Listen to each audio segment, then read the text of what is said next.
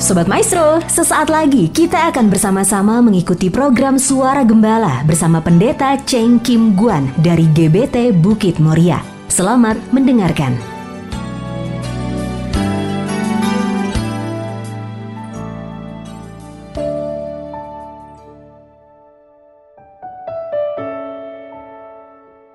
Shalom Ibu Bapak Sobat Maestro terkasih dimanapun berada. Kembali melalui program Suara Gembala, saya Pendeta Cheng Kim Guan menjumpai dan sekaligus menyapa Sobat Maestro untuk kita sama-sama masuk di dalam perenungan akan firman Tuhan yang terlebih dahulu kita awali dengan doa.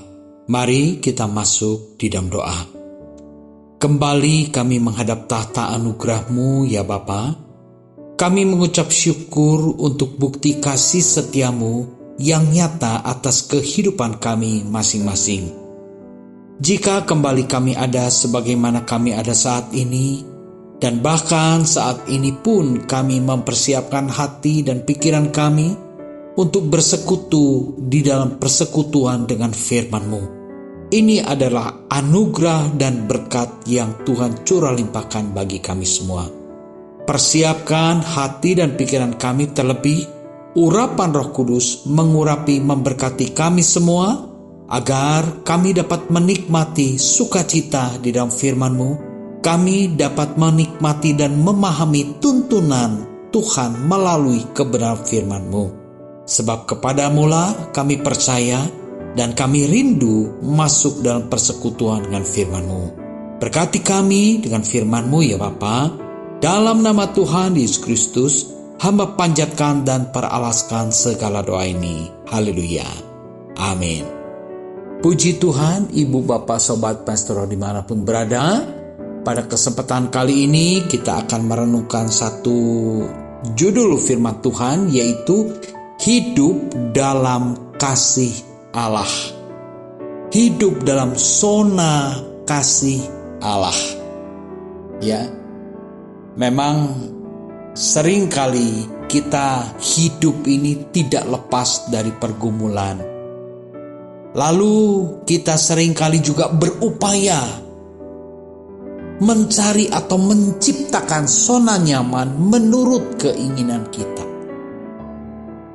Tetapi biarlah pada kesempatan kali ini kita mau merenungkan bersama-sama apa tuntunan dan nasihat daripada seorang rohaniawan, Rasul Allah, yang mengajak dan menuntun umat Tuhan, orang-orang percaya, untuk hidup di dalam kasih Allah. Agar Allah yang sudah menyatakan kasih-Nya itu, membuktikan kasih-Nya itu, dapat kita nikmati kasih-Nya itu. Puji syukur pada Tuhan. Mari kita lihat di dalam Efesus 5 ayat 1 dan ayat yang kedua sebagai ayat pembuka. Efesus 5 ayat 1 dan 2 berbunyi demikian. Sebab itu, jadilah penurut-penurut Allah seperti anak-anak yang kekasih. Ayat yang kedua, dan hiduplah di dalam kasih, sebagaimana Kristus Yesus juga telah mengasihani kamu dan telah menyerahkan dirinya untuk kita sebagai persembahan dan korban yang harum bagi Allah. Puji syukur pada Tuhan. Di dalam kedua ayat ini, Rasul Paulus kembali mengingatkan anak-anak Allah. Siapakah anak-anak Allah?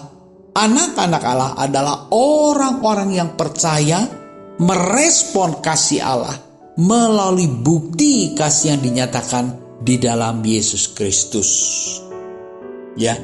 Nah, di dalam ayat yang pertama dikatakan sebab itu jadilah penurut-penurut Allah.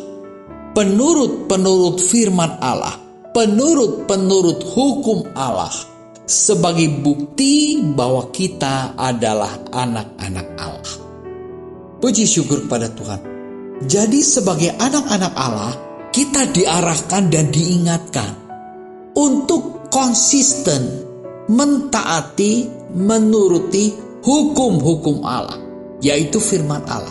Supaya apa? Kita dapat hidup di dalam kasih Allah. Kita dapat hidup di dalam zona nyaman bersama dengan Allah. Bukan zona nyaman yang kita ciptakan menurut kesukaan dan selera kita. Tetapi kita dapat menempatkan diri pada zona nyaman dan aman di dalam naungan kasih Allah. Puji syukur kepada Tuhan. Dikatakan juga, sebagaimana Kristus Yesus yang telah mengasihi kamu. Kristus Yesus yang mengasihi kamu, yang telah mengasihi kamu. Dengan cara apa? Menyerahkan dirinya. Kristus Yesus itu bukti kasih Allah. Kasih Allah dibuktikan dengan mengutus putra tunggalnya datang dan lahir ke dalam dunia. Sebagai satu pribadi yang hidup, bahkan lahir pun di tempat yang sangat hina. Bulan depan kita masuk di dalam bulan Desember. Suasana Natal dapat kita rasakan. Kita dapat kembali memperingati suasana Natal yang membuktikan bahwa memang Allah sudah menyatakan kasih-Nya bagi dunia ini. Dan itu tercatat di dalam sejarah Natal. Kenapa kita memperingati Natal? Karena memang itu peristiwa bersejarah yang sudah terjadi. Kita diingatkan kembali bahwa sudah lahir putra Allah ke dalam dunia ini, yaitu Yesus Kristus yang kemudian menyerahkan nyawanya sebagai tebusan bagi kita. Menyerahkan dirinya untuk menebus kita sebagai korban yang berkenan kepada Allah. Puji syukur kepada Tuhan. Yesus bukti kasih Allah. Dan dia membuktikan kasih Allah dengan cara apa?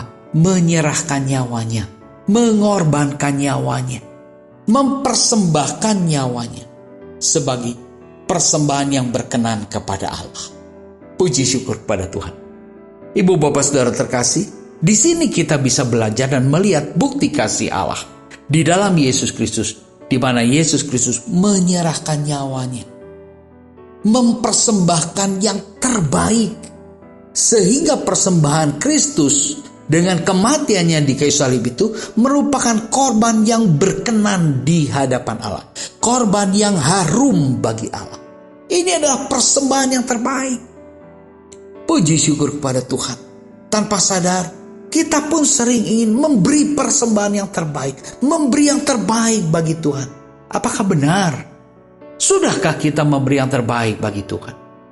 Mari kalau kita lihat contoh bukti kasih Allah di dalam Yesus Kristus. Yesus Kristus mempersembahkan dirinya sebagai korban penebusan. Dan itulah persembahan yang terbaik.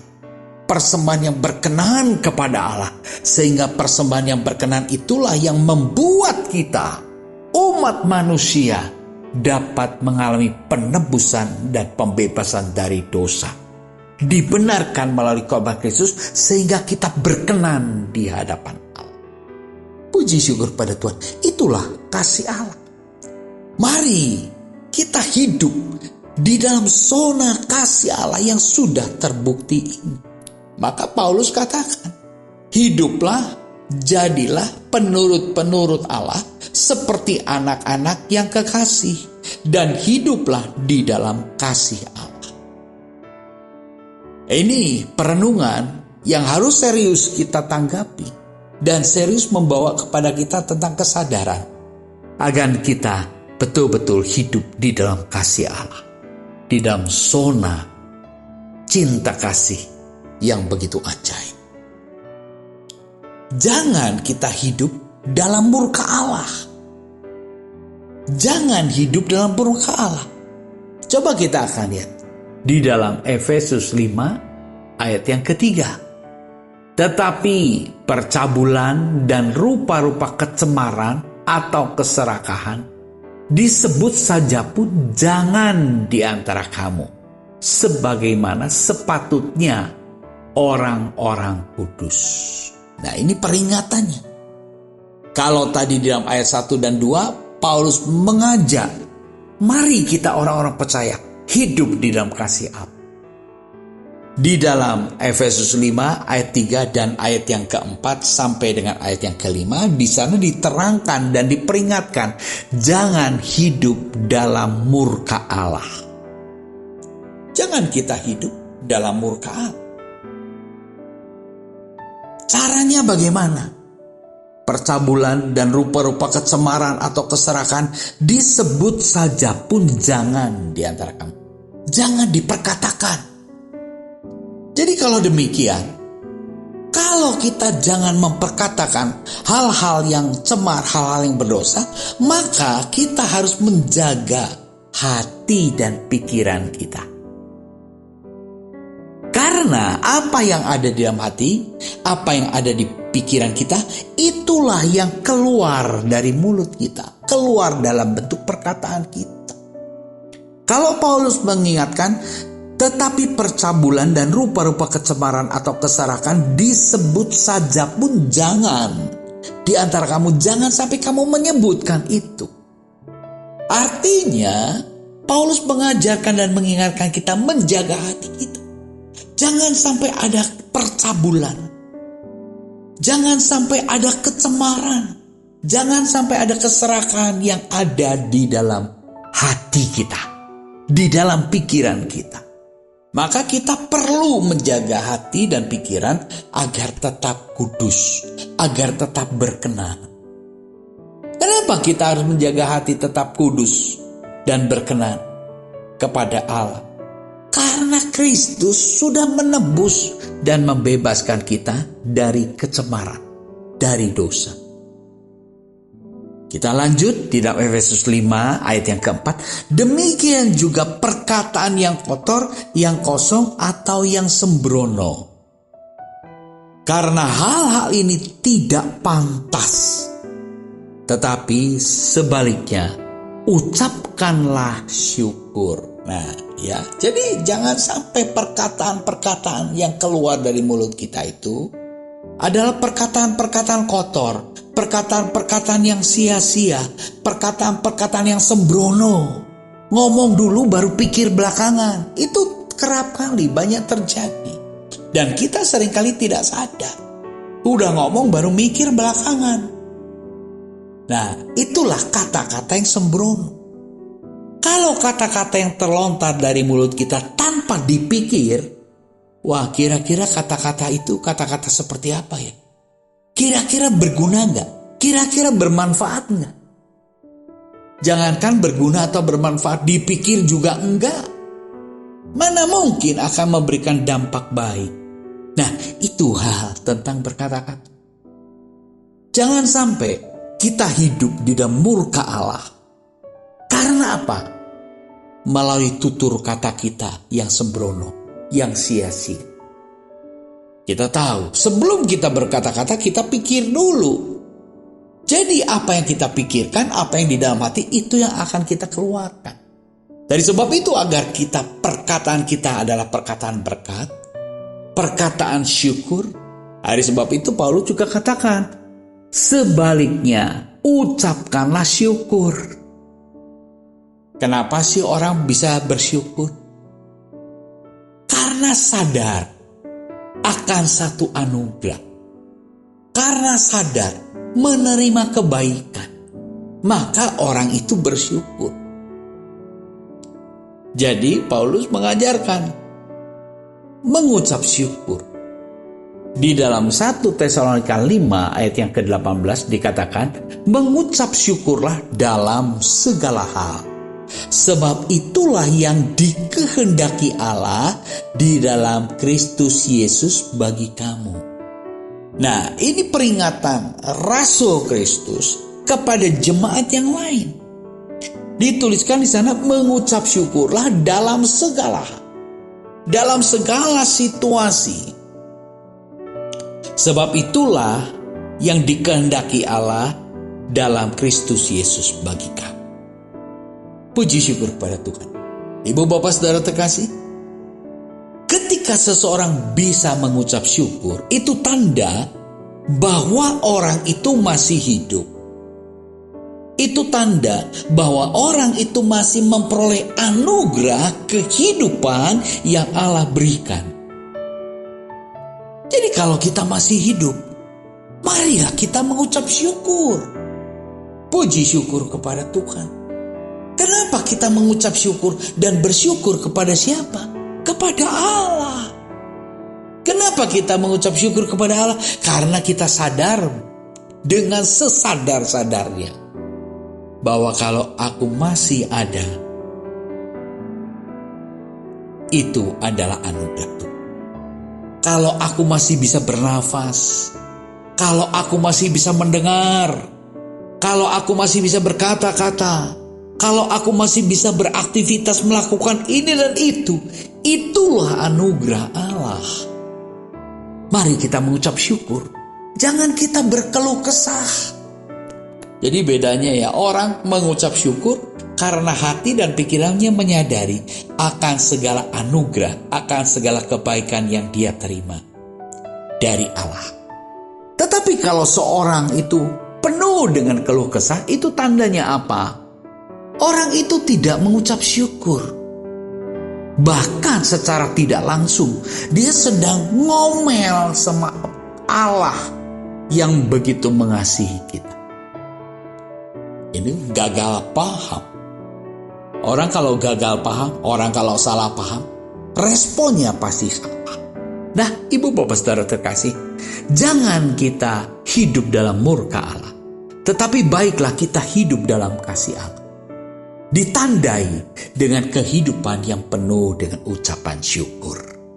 Di dalam Efesus 5 ayat yang kelima, karena ingatlah ini baik-baik. Ingatlah ini baik-baik.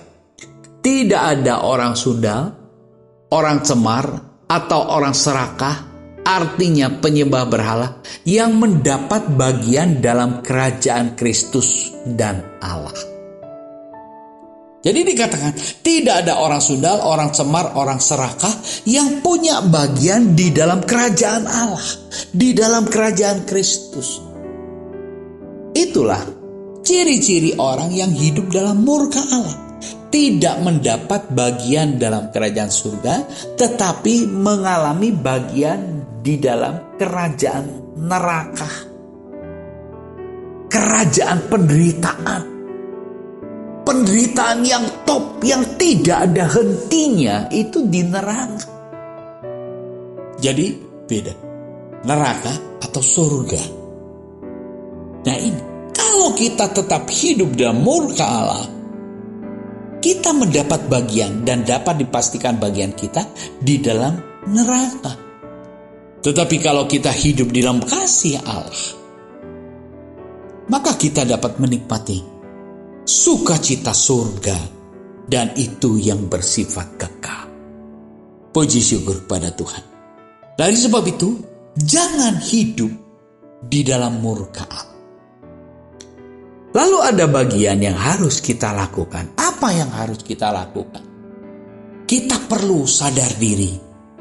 Bagaimana kita bisa menyadari diri kita sendiri? Mari kita memeriksa diri kita. Mari kita mengevaluasi diri kita. Terlalu banyak, terlalu sering, dan terlalu mudah kita mengevaluasi orang lain tanpa mau kita memeriksa diri sendiri, tanpa mau mengevaluasi diri sendiri. Baik, kita kembali kepada apa yang Paulus nasihatkan di dalam Efesus 5 ayatnya yang ke-15. Karena itu, perhatikanlah dengan saksama bagaimana kamu hidup. Jangan seperti orang bebal, tetapi seperti orang arif. Nah, ini peringatan Paulus. Dan ini yang harus kita lakukan. Apa? Perhatikan dengan saksama bagaimana kamu hidup. Ini artinya kita perlu mengevaluasi diri, memeriksa diri. Bagaimana sih perilaku kita? Bagaimana sih tutur kata kita? Bagaimana sih tindak perbuatan kita? Kita perlu memeriksa diri. Puji syukur pada Tuhan. Dikatakan, jangan seperti orang bebal, orang keras kepala, orang yang tidak mau diberi nasihat, orang yang tidak mau diberi peringatan. Itu orang bebal. Tetapi jadilah orang arif, orang yang bijaksana, orang yang mau menerima pendapat, menerima masukan, menerima nasihat daripada orang lain. Nah, itulah orang arif. Puji syukur pada Tuhan. Jangan kita ini jadi keras kepala.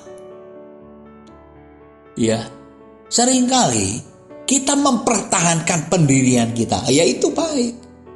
Orang mempertahankan pendiriannya itu artinya orang itu punya prinsip, punya pendirian. Tetapi celakanya, tetapi konyolnya kalau pendirian, pendapat yang dia pertahankan itu adalah pendapat yang salah. Itu akan menghancurkan dirinya sendiri. Itulah orang bebal. Maka sebab itu, ibu bapak saudara terkasih, biarlah pada kesempatan kali ini kita merenungkan apa tuntunan nasihat-nasihat daripada seorang bapak rohani, Rasul Kristus yang ditetapkan dan dipilih oleh Kristus, yaitu Paulus melalui tulisannya. Perhatikanlah dengan seksama bagaimana kamu hidup, sikap hidup kita, kebiasaan hidup kita. Ini pandemi sudah kita lalui dan semua itu mempengaruhi gaya hidup kita. Ya, melalui pandemi ini terbentuk satu kebiasaan, satu pola kehidupan yang baru. Dulu kita kalau pakai masker ya jadi orang aneh. Sebelum pandemi pakai masker tuh orang aneh. Tetapi sekarang kalau tidak pakai masker di tempat umum, itu kita merasa diri kita aneh. Nah, inilah satu contoh sederhana yang terjadi bahwa kita ini mengalami perubahan. Puji syukur pada Tuhan, kita mengevaluasi perubahan-perubahan yang terjadi di dalam diri kita. Apakah perubahan itu membawa kita kepada kebaikan atau keterpurukan atau kehancuran? Ya, di dalam Efesus 5:16, pergunakanlah waktu yang ada karena hari-hari ini adalah jahat. Pergunakanlah waktu yang ada. Jadi pergunakanlah kesempatan yang ada. Sisa waktu hidup kita yang masih ada ini kita pergunakan dengan sebaik-baiknya. Dengan cara apa? Kita mau mengevaluasi diri, memeriksa diri. Di dalam Efesus 5 ayat yang ke-6, janganlah kamu disesatkan orang dengan kata-kata yang hampa, karena hal-hal yang demikian mendatangkan murka Allah atas orang-orang durhaka. Nah, apa peringatannya? Jangan kamu disesatkan. Oleh siapa? Orang yang berkata-kata hampa. Jangan sampai kita disesatkan oleh bujuk rayu, daya tarik orang-orang yang berkata-kata hampa. Di dalam Efesus 5 ayat yang ke-7, sebab itu janganlah kamu berkawan dengan mereka. Perhatikan komunitas kita. Perhatikan dengan siapa kita berrelasi, banyak bergaul. Karena di dalam 1 Korintus 15 ayat 33, janganlah kamu sesat, pergaulan yang buruk merusak kebiasaan yang baik. Nah, ini yang harus kita perhatikan. Jadi apa yang harus kita perhatikan? Komunitas kita, lingkungan kita.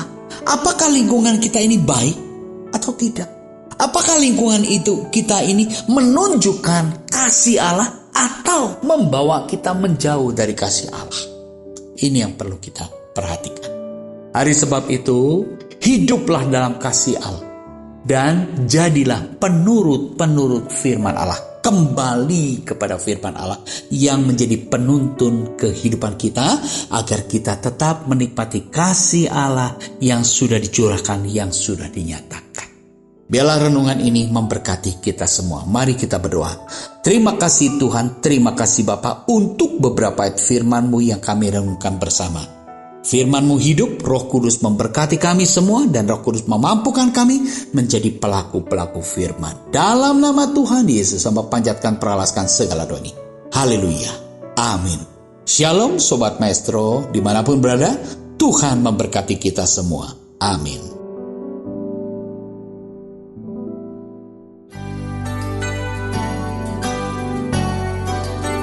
Sobat Maestro, Anda baru saja mendengarkan program Suara Gembala bersama Pendeta Cheng Kim Guan dari GBT Bukit Moria. Dengan tempat ibadah Jalan Bojong Raya Komplek Permata Indah, Blok J nomor 24 Bandung.